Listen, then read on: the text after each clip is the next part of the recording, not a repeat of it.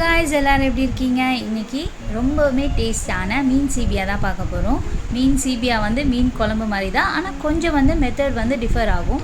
First ஒரு கடாயில் எண்ணெய் ஊற்றிட்டு 3 பல்லு பூண்டு 2 காஞ்ச மிளகாய் போட்டு நல்லா வறுத்துக்கோங்க. உங்களுக்கு காரத்துக்கு ஏற்ற மாதிரி காஞ்ச மிளகாய் போட்டுக்கோங்க. அப்புறம் அதை எடுத்து தனியாக அரைச்சி வச்சுக்கோங்க. அப்புறம் அதே எண்ணெயில் 2 வெங்காயம், சின்ன வெங்காயமாக 2 வெங்காயம் ஆட் பண்ணி நல்லா வதக்கிக்கோங்க. சைடில் வந்து மீனை வந்து மிளகாத்தூள், மஞ்சத்தூள், உப்பு போட்டு பரட்டி வச்சுருக்கேன். அதை அரை வேக்காடாக வந்து பொரித்து எடுத்துக்கோங்க.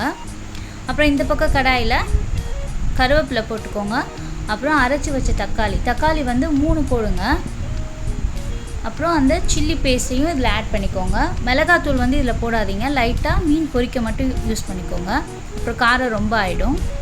மீன் குழம்பு மசாலா வந்து வெறும் ஒரே ஒரு ஸ்பூன் ஆட் பண்ணி நல்லா சாட்டே பண்ணிக்கோங்க. புளி தண்ணி கொஞ்சம் கம்மியாகவே ஊற்றுங்க.